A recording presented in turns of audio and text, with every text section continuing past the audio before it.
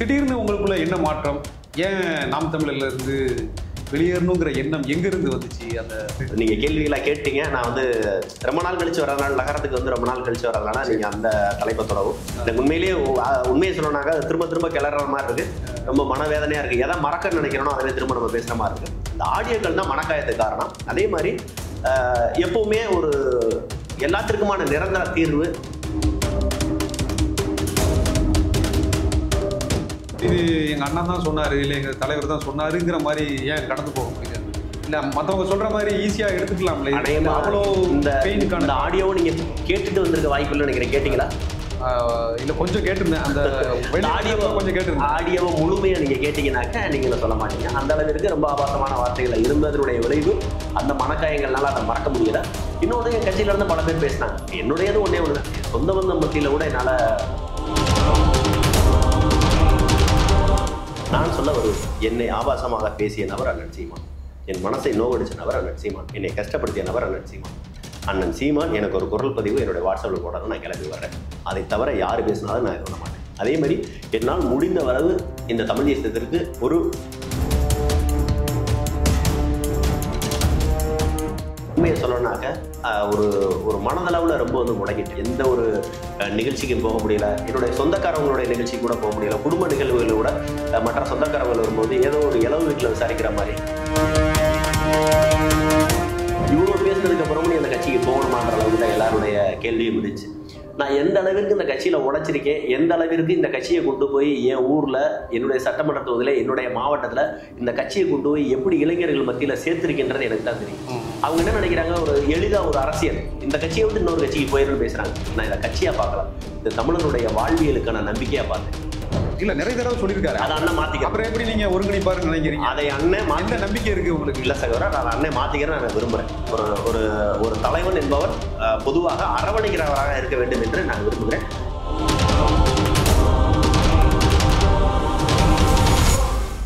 நிம்மதி property management. Contact 7667008800.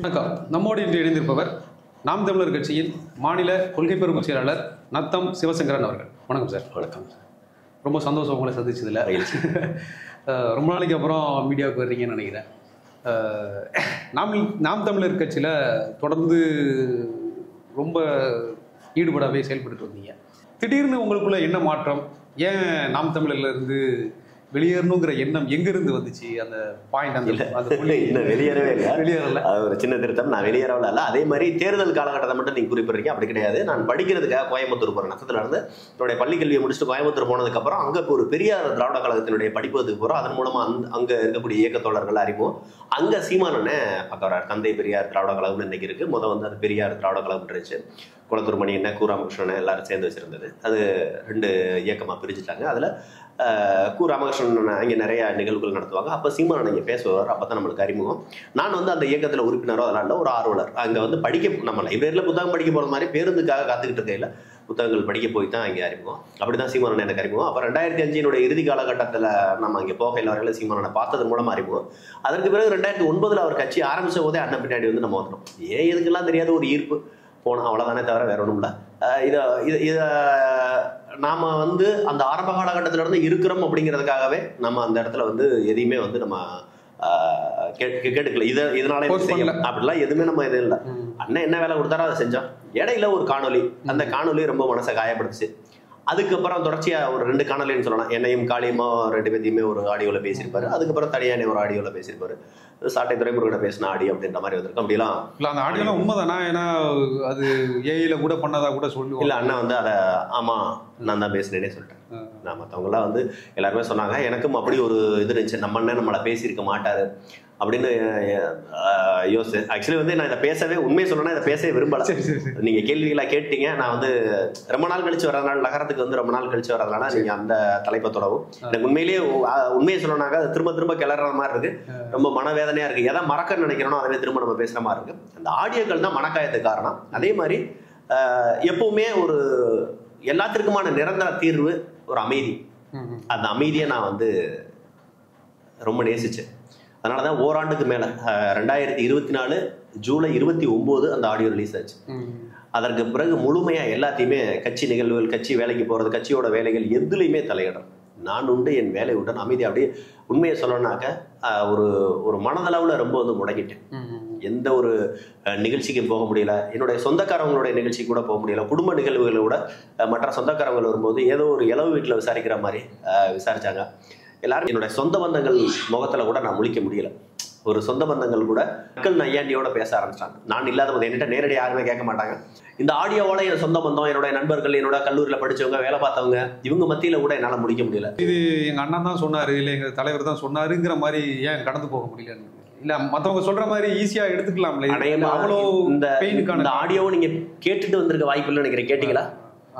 இல்ல கொஞ்சம் கேட்டிருந்தேன். அந்த ஆடியோவை கொஞ்சம் கேட்டிருந்தேன். ஆடியோவை முழுமையா நீங்க கேட்டீங்கன்னாக்க நீங்க சொல்ல மாட்டீங்க. அந்த அளவிற்கு ரொம்ப ஆபாசமான வார்த்தைகள் இருந்ததனுடைய விளைவு அந்த மனக்காயங்கள்னால அதை மறக்க முடியல.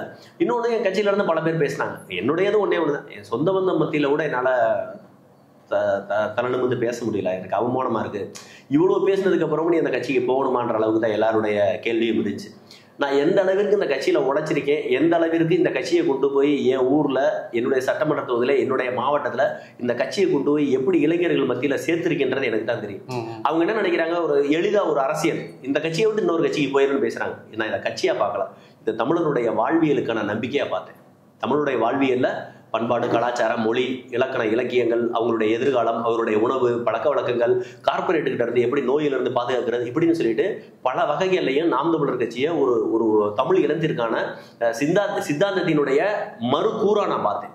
இதற்கு முன்னாடி தேசிய தலைவர் பிரபாகரன் இந்த சித்தாந்தத்தை 100 விழுக்காடு ஈழத்துல வந்து நிறைவேற்றின ஒரு சித்தாந்தம். இந்த சித்தாந்தத்தில் இருக்கக்கூடிய பிளஸ் என்ன மைனஸ் என்ன, இந்த சித்தாந்தம் ஏன் வெற்றி பெறல, ஏன் சர்வதேச நாடுகள் இந்த சித்தாந்தத்தை எதிர்த்தாங்க, இதுல திரிகோணமலையை ஏன் வந்து அமெரிக்கா கேட்டுச்சு, சீனா கேட்டுச்சுன்னு இப்படி பல அரசியல்களுக்கெல்லாம் மத்தியில இதெல்லாம் மிகப்பெரிய அனுபவத்தோட தமிழ்நாட்டுல இந்த சித்தாந்தம் வந்து நிக்குது. தமிழனுக்கென்று ஒரு நாடு அமைந்தால் எப்படியெல்லாம் இருக்கும்னு அவர் கனவு கொண்டாரோ அப்படியெல்லாம் அவர் திட்டமிட்டு அதுல பாதி வெற்றி அடைஞ்சார். இப்ப இன்னைக்கு என்ஜினியரிங் புக்ஸ் நம்மள்ட்ட இருக்கா? தமிழ்ல இல்ல, தமிழ்ல இல்ல. இப்ப கொஞ்சம் இருந்துச்சு. திமுக கவர்மெண்ட் வந்து கொஞ்சம் கொண்டு வச்சு அதுல எல்லாம் மாற்றுக்கிறது பொய்யா சொல்லக்கூடாது. அவர்கள் நிறைய எவ்வளவோ படுபாத செயல்களை தமிழர்களை செஞ்சாலும் ஒரு சில இடங்கள்ல அவங்க செஞ்சதை சொல்ல வேண்டியது இருக்கு. தேசிய தலைவர் பிரபாகரன் மருத்துவமாகட்டும், அனைத்து வகையான மருத்துவம், குறிப்பா வந்து மருத்துவமும் பொறியியலும் மற்றும் அனைத்து ஏனைய கலை அறிவியல் கல்லூரியிலிருந்து பாலிடெக்னிக் காலேஜ்னு சொல்லக்கூடிய பல் தொழில்நுட்பம் எல்லாமே வந்து தமிழ் மொழியில வச்சிருந்தார். அதுல எப்படின்னா, அதாவது அடைப்புக்குறின்னு சொல்லக்கூடிய பிராக்கெட்டுக்குள்ள இங்கிலீஷ்ல வந்துடும். இப்போ உங்களுக்கு புரியுற மாதிரி சொல்லணும்னா, கெப்பாசிட்டர் நம்ம வந்து இங்கிலீஷ்ல படிக்கிறோம். அவர் என்ன பண்ணுவாரு, மின் தேக்கி அப்படின்னு தமிழ்ல போட்டு பிராக்கெட்ல கெப்பாசிட்டர்னு போட்டுருவார். அப்போ உங்களுக்கு படிக்கும் போதே அந்த பொருளுக்கான ஆங்கில வார்த்தை என்னன்றது தெரிஞ்சிடும். அப்போ அந்த கல்வி வந்து மக்களுக்கு வந்து தன்னுடைய தாய்மொழியில கிடைக்கிறதுனால ரொம்ப எளிமையா அந்த கல்வியை வந்து அவங்க வந்து உள்வாங்கிக்கிறாங்க, கத்துக்கிறாங்க. அதுல தலை சிறந்த நபர்களாக மாறுகிறார்கள். ஆராய்ச்சி கல்வி வரை அவங்க போறதுக்கு உலகளாவிய தத்துவத்துல இருக்கு. இன்னைக்கு உலகத்தின் மிகப்பெரிய நாடுகள் எல்லாமே தங்களுடைய தாய்மொழியில தான் அடிப்படை கல்வியில இருந்து ஆராய்ச்சி கல்வி வரை இருக்கு.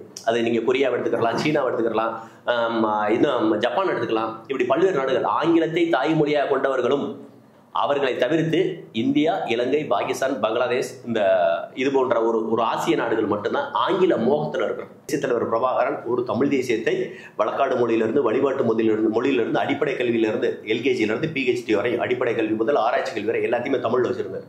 ஸோ நான் வந்து முனைவர் பட்டம் படிச்சிருக்கேன் எலக்ட்ரானிக்ஸ் அண்ட் இன்ஸ்ட்ருமெண்டேஷன்லாம், மின்னறிவியல் மற்றும் கருவியல் துறையில. நான் படித்தது தமிழ் வழி கல்வி, பள்ளி கல்வி. ஆனால் கல்லூரிக்கு போகல, ஆங்கில வழி கல்வி இருக்கையில் எவ்வளோ கஷ்டப்பட்டேன்னு எனக்கு தெரியும். அதை கற்றுக்கிறது எவ்வளோ கஷ்டம். அதுக்கப்புறம் அதில் சர்வைவல் ஆகுறது, அதில் வந்து நான் வந்து வெற்றி பெறுவதற்கு, அதில் என்னை தக்க வைக்கிறது, தகவமைத்துக் கொள்வோம், நான் எவ்வளோ கஷ்டப்பட்டேன்னு தெரியும். அப்போ இதெல்லாம் மாற்றணும்.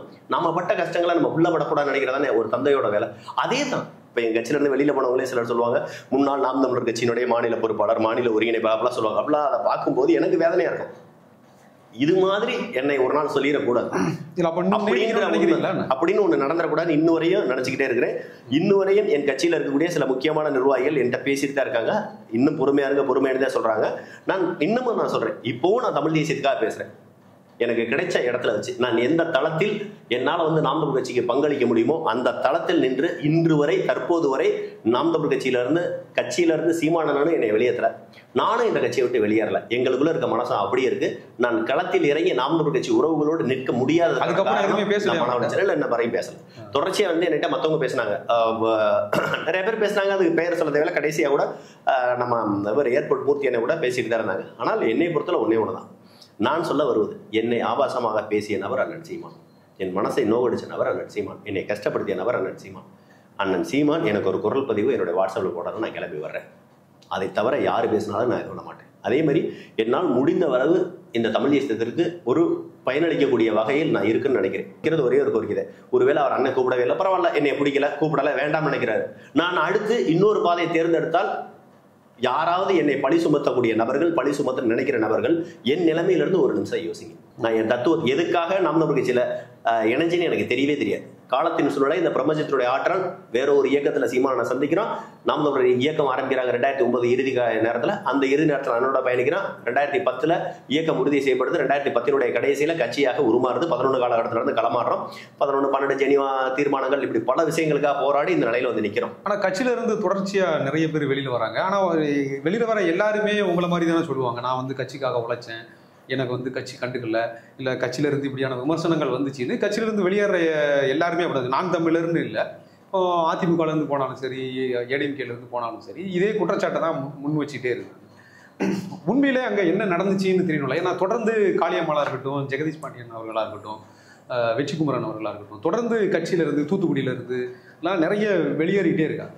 அப்புறம் சீமானவர்களும் நான் தான் கட்சிங்கிற மாதிரியும் சொல்லிட்டே இருக்குங்க. உண்மையிலே கட்சி நிலவரம் என்னதான்? இல்லை, நீங்க சொன்ன எல்லா பேருமே அவரவர்களுடைய இடத்துல இருந்து அவங்க சொல்ல வேண்டிய பதில். அதில் நான் சொல்றதுங்கிறது சரியா இருக்காது. ஏன்னா இப்போ ஜெகதீஷ் பாண்டியன் கூட நிறைய இடங்கள்ல பேசுறாங்க.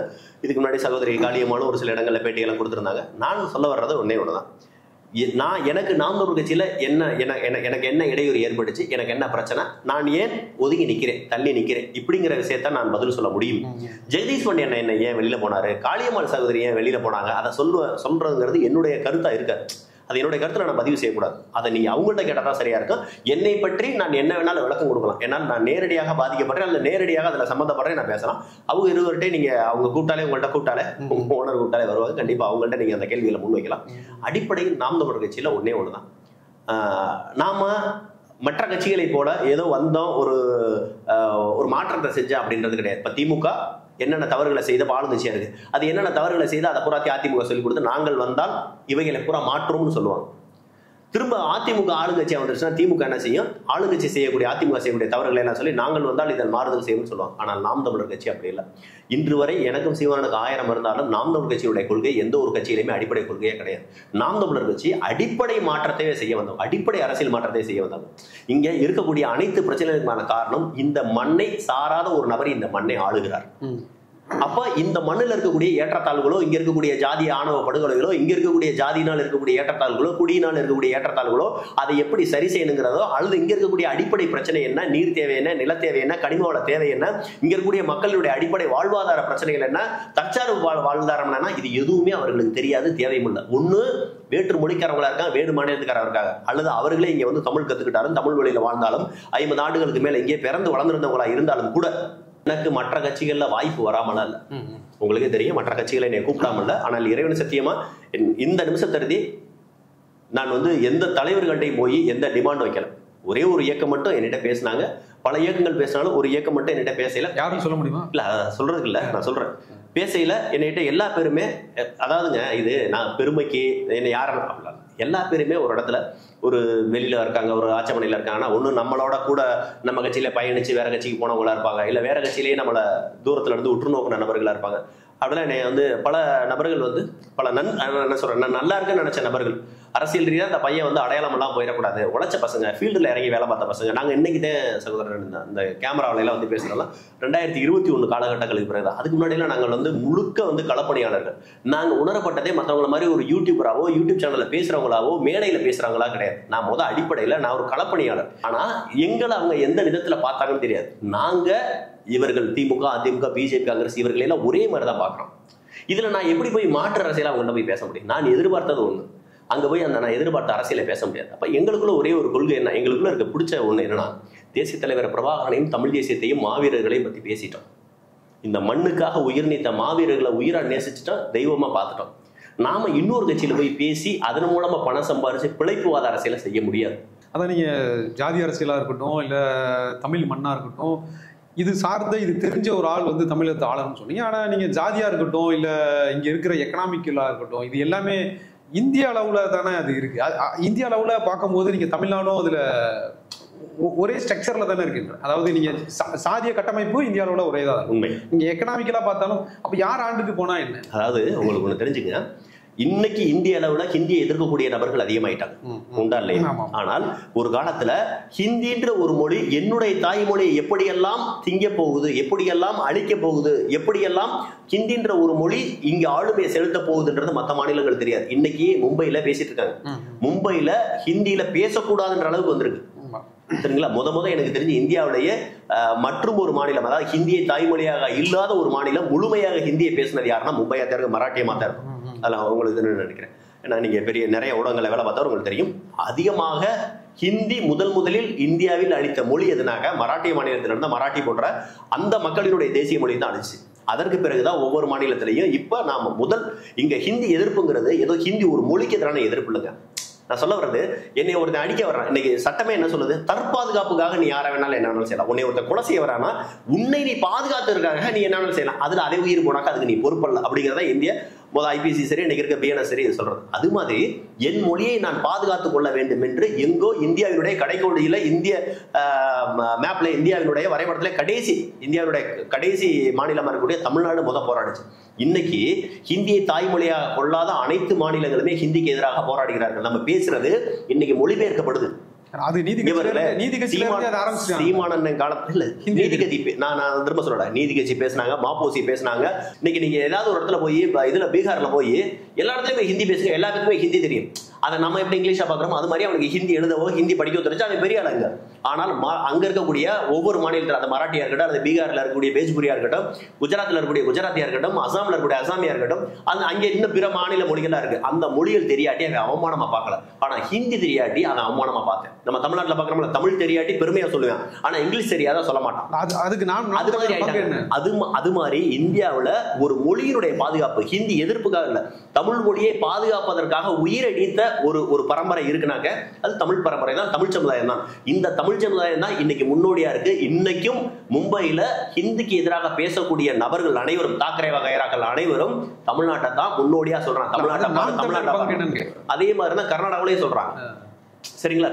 தமிழ்நாட்டை பாரு, ஹிந்தின்ற ஒரு மொழி அவங்க எதிர்த்ததுனால தமிழ் மொழி இன்னமும் அவன் நினைக்கிறான் தமிழ் மொழி இன்னும் தமிழ்நாட்டில் பிரம்மாண்டமா இருக்கணும். ஜெய் ஸ்ரீராம் பிஜேபி இந்தியாவுக்குள்ள தமிழ்நாட்டுக்குள்ள வந்துச்சு, எடுபடவே இல்லை. பார்த்தேன், முருகனை கையில் எடுத்தான்.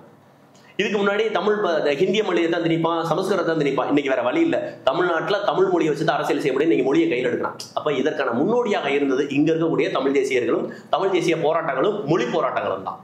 இல்ல அதுதான், இதுல நாம் தமிழர் பங்கு எதுவும் இல்ல.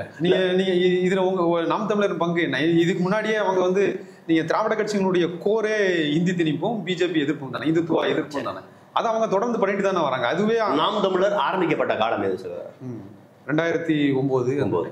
2009க்கு பிறகு தமிழ்நாட்டில் நடந்த தமிழ் தேசிய போராட்டங்கள் எத்தனை, மொழி போராட்டங்கள் எத்தனை, இன்னைக்கு நடக்கிற அந்த திரைப்படத்துக்கு எதிராக வந்த போராட்டங்கள் உட்பட இன்னைக்கு நடந்துகிட்டு இருக்கு. திரைப்படத்துக்கு எதிராக அது என்ன திரைப்படம், கிங்டம் திரைப்படத்துக்கு எதிராக இன்ன வரையும் போராட்டம் நடந்துகிட்டு இருக்கு. அப்ப இந்த திரைப்படம் இன்றைய போராட்டம் வரை நாம் தமிழ் கட்சியினுடைய பங்கு இல்லாத ஒரு தமிழ் தேசிய போராட்டம் சொல்லுங்க. இல்ல நீங்க சினிமாவை பிறக்கிறதுக்கு முன்னாடியே நீ தமிழுக்காக என்ன போராட்டம் நடைபெறுது? அது பிறந்ததே 2009, இயக்கம் ஆரம்பிக்கப்பட்டது 2009. 2009க்கு பிறகுதான் வரலாற்று நாம் தமிழ் கட்சியினுடைய பங்கு என்ன, நாம் தமிழ் கட்சி செஞ்சது என்ன, செய்ய தவறியதுன்னு நீங்க பேசணும். அதற்கு முன்னாடி என்ன செஞ்சீங்கன்னாக்க, எனக்கு வயசு 40 வயசுல எனக்கு தெரிஞ்சு எப்போ வந்திருப்பி மிஞ்சி போனாக்க நான் கல்லூரி பருவங்கள்ல இருந்து அந்த போராட்டங்களுக்கு வரேன். அதுக்கு முன்னாடி என்ன செஞ்சுக்கிறேன் தெரியாதுங்க. பள்ளி பருவத்துல கஞ்சி குடிக்கிறது பெரிய கஷ்டம். நான் உட்கார்ந்த ஒரு அம்பேத்கர் அனாதை விடுதியில படிச்சேன். நான் அன்னைக்கு கஞ்சி குடிக்கிறது கஷ்டம். அன்னைக்கு தமிழ் தேசிய போராட்டம் எனக்கு தெரியாது. எனக்கு தமிழ் தேசியம்னா என்ன, தமிழ்னா என்ன, எனக்கு அன்னாடு வகுத்த வகுத்து கழுவுறதுக்கு எனக்கு இருந்துச்சு. அப்ப அப்படி இருக்க காலகட்டத்தில் நீ அப்ப என்ன செஞ்சல பிரச்சனை, பிறக்கிறதுக்கு முன்னாடி நீ தமிழுக்கு என்ன செஞ்சா, போன ஜென்ம ஞாபகம் இருந்தா நான் இதுக்கு எவ்வளவு கஷ்டப்படுறேன். தமிழ் கட்சியினுடைய பங்கு அப்படி வெற்றி பெற்ற போராட்டங்கள் ஏதாவது நீங்க பட்டியலிடணும்ல, உங்க கட்சியில இருந்து நான் இப்படி பங்கேற்றேன், எனக்கு இப்படி வெற்றி கிடைச்சிருக்கு, தமிழ் தேசிய அளவுல எனக்கு இப்படி ஒரு வெற்றி கிடைச்சிருக்கு, அது அரசு கூட அங்கீகரிச்சிருக்கு அப்படிங்கிற மாதிரியான நீங்க சொல்றது தப்பு இல்ல. என்னுடைய தொகுதியில் மட்டும் 13 கல்குவாரிகளை மூடி இருக்கேன். கடைசியா 18 வருஷம் 19 வருஷத்துல 13 கல்குவாரிகளை மூடி இருக்கேன். இன்னைக்கு நீங்க போங்க, நான் போராடிய வெள்ளைக்கல் குவாரிகளுக்கு எதிராக கேட்டமேன்னு சொல்லுவோம், வெள்ளை நிற கற்கள் பூமிக்கு அடியில் தோண்டி எடுக்கிற குவாரிகள் எங்க ஊர்ல 13 குவாரிகளை இன்ன வரையும் மூடி இருக்கும். அவிச்சுவட்டி, பன்னியாமலை, நல்லூர், தேத்தாம்பட்டி, பூசாரிப்பட்டி, சந்திராப்பட்டி, இது போன்ற கிராமங்கள் உங்களுக்கு தெரியாது. நான் சொல்லுவது இந்த காணொலியில் இருக்கிறத எங்க ஊருக்காரவங்க, எங்க மாவட்டத்துக்காரவங்க பார்த்தாங்கன்னா, அது பக்கத்துல எங்க ஊரை சுத்தி இருக்கிற பக்கத்து மாவட்டங்கள் பார்த்தாலும் தெரியும். நாங்கள் மூடிய எந்த கல்குவாரிக்கு எதிராக போராடி அந்த கல்குவாரியை மூடணுமோ அது இன்ன வரையும் மூடி இருக்கு. அது வெற்றியா தோல்வியா? கனிம வளத்தை பாதுகாத்திருக்கமா இல்லையா? இல்ல தமிழ் மொழி ஏங்க அது ஓகே. நீங்க நாம் தமிழர் கட்சி செய்யக்கூடிய போராட்டங்கள் என்ன, வெற்றி என்னன்னு கேட்டீங்க. வெற்றியை பட்டியலிட ஆரம்பிக்கிறேன், உடனே தமிழ் மொழின்றீங்க. மொழி மட்டும் இருந்து ஒண்ணுமே செய்யப்படும். நிலம் வேணும். அந்த நிலம் வெறுமன நிலமா இருந்தா பரவாயில்ல, நிலம் வளத்தோட இருக்கணும். அப்ப நிலமும் வளமும் அதோடு இருக்கக்கூடிய மக்களும் அந்த மக்களினுடைய அடையாளமா இருக்கக்கூடிய மொழியும் இருந்தா தான் அது ஒரு தத்துவம், அது ஒரு சித்தாந்தம், அது ஒரு வகையான இனக்குழு. இது எதுவுமே இல்லாம வெறுமன ஒன்ன தொட்டு இதெல்லாம் ஒரு செயின் மாதிரி ஒரு இடத்துல பிரேக் ஆச்சுனாக்க எல்லாமே இல்லாம போயிடும். அதனால நாம் தமிழர் கட்சியினுடைய வெற்றியை பல வாக்குல எடுக்கலாம். அதாவதுங்க, இன்னைக்கு நாம் தமிழர் கட்சியில நிறைய விமர்சனங்கள் இருக்கு. நான் இல்லையே சொல்ல 100% சீமானனை சரியான நபர் நான் சொல்ல முடியாது. 100% நாம் தமிழர் கட்சி சரியான கட்சின்னு சொல்ல முடியாது. 100% திமுக பிஜேபி சரியில்லாத கட்சின்னு சொல்ல முடியும். காங்கிரஸ், அதுதான் நான் சொல்றேன். கொள்கையில எல்லாத்துலயுமே எங்க கட்சி சரியானதான். எங்காவது ஒரு சில பொறுப்பாளர்கள் சில தவறுகளை செய்வாங்க. ஈவன் நானே கூட செஞ்சிருக்கலாம், சீமானனே கூட செஞ்சிருக்கலாம், இனிமேல் கூட செய்யலாம். இங்க பாருங்க, குறைகள் இல்லாத மனிதர் கிடையாது. நம்மளாம் மனித பிறகு குறைகள் இல்லாதவர்கள் கிடையாது. குறையோடு தான் நம்ம ஏத்துக்கிறோம். சரி, இல்ல நான் அந்த கொஸ்டின்லாம் கேட்க வந்தது எதுக்கு அப்படின்னா, இப்போ நாம் தமிழர் கட்சியின் மேல பெருசா உங்களுக்கு பெரிய விமர்சனங்கள்லாம் இல்லை.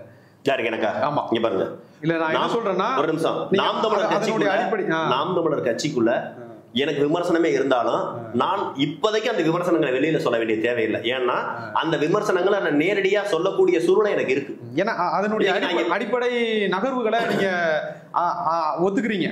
இது இப்படிதான், நாங்க இப்படிதான் போவோம் அப்படிங்கிற மாதிரி ஒத்துக்கிறீங்க. அதுல பெருசா விமர்சனம் இல்லை. ஏன்னா வெளியில வரணும்னு சொல்றவங்க இந்த மாதிரி குற்றச்சாட்டு வைக்கிறாங்க. எல்லாரும் என்ன சொல்றாங்கன்னா, சரியான ஒருங்கிணைப்பு இல்லை, தலைவர் சரியில்லை, அதிகாரம் சரியா பரவலா இல்லைங்கிற குற்றச்சாட்டெல்லாம் வச்சுட்டே இருக்காங்க.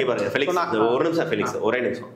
அவங்க சொல்றதுலயே 100% அவங்க சொல்றது பொய்ன்னு சொல்ல முடியாது, 100% உண்மைன்னு சொல்ல முடியாது. அவர்களுடைய பார்வையில் அவர்கள் என்ன வேணா சரியில்லைன்னு சொல்றாங்களோ அதை அப்புறம் அவங்க சொல்றாங்க. என்னுடைய பார்வையில் அதுல ஏற்றுக்கொள்ளக்கூடியது இருக்கு, ஏற்றுக்கொள்ளாத இருக்கு. ஜெகதீஷ் பாண்டியன் கொடுத்த பேட்டியெல்லாம் நான் பாக்குறேன். பார்த்துட்டு அதுல எனக்கு ஏற்புடையது இருக்கு, ஏற்புடையது இல்லாத இருக்கு. இல்லைன்னு சொல்ல, ஒருவேளை நான் கட்சியை விட்டு நான் வெளியில வந்துட்டா, நாளைக்கு வந்துட்டா நானும் அந்த மாதிரி குறையில சொல்லுவேன். ஏன்னா நான் இன்று நாம் தமிழர் கட்சிக்குள்ள உள்ள இருக்கிறேன். எனக்கு அந்த குறையில சொல்லணும்னா, தம்பி இடுமோனை காட்டி கூப்பிட்டு சொல்லலாம், நண்பர் சாட்டை திருமணனை பார்த்து சொல்லலாம், அல்லது அவர் பாக்கியராஜனோட கூப்பிட்டு சொல்லலாம். சொன்னா அது போய் சென்றடையும். அவர்கள் அங்கே தொடர்பு இல்லாம போயிருச்சு. அதனால ஊடகத்தின் வாயிலா சொல்றாங்க. இப்போ நான் திரும்ப சொல்றேன், இன்னைக்கும் கூப்பிட்டு கேட்டு பாருங்க, நாம் தமிழர் கட்சியில இருந்து வெளியில போன எல்லா பேருமே சீமானனை கூப்பிட்டா எல்லா பேரும் வந்துருவாங்க.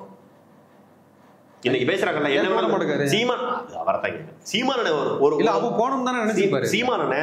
சீமானனை ஒரு போன் எடுத்து, நான் இந்த மாதிரி வந்து தம்பி நான் கூப்பிடுறேன், டே கிளம்பி வாடா, நாளைக்கு கூப்பிடுறேன். ஜெகதீஷ் பாண்டியனோட கூப்பிடுறா, அவர் வராட்டி என்னன்னு கேளுங்க. இல்ல நீங்க வேணும் காளியம்மாளை கூப்பிடுங்க, எல்லாத்தையும் வராட்டி. நான் திரும்ப சொல்றேன், நான் மட்டுமல்ல, நாம் தமிழர் கட்சியில இருந்து வெளியேறிய அனைவரும் நாம் தமிழர் கட்சியில இருந்து வெளியில வந்ததை ஒரு கெட்ட கனவா தான் நினைச்சிட்டு இருப்பாங்க. இன்று நினைச்சாலும் சீமானனை கூப்பிட்டாக்க அனைவரும் வந்துருவாங்க, உடனே அந்த பிரச்சனை கூட சரி செய்ய முடியும். அதை சீமானனை செய்ய தவறாருங்கிறதே எங்களுடைய கோபமே, எங்களுடைய வருத்தம். ஒருத்தர் வெளியில போறான முதல் எடுத்தோடனே 100 புதிய பொறுப்பாளர்கள் வர்றது பெருசு இல்லைங்க. ஒரு கள போராளி கூட கட்சியை விட்டு வெளியில போயிடக்கூடாது.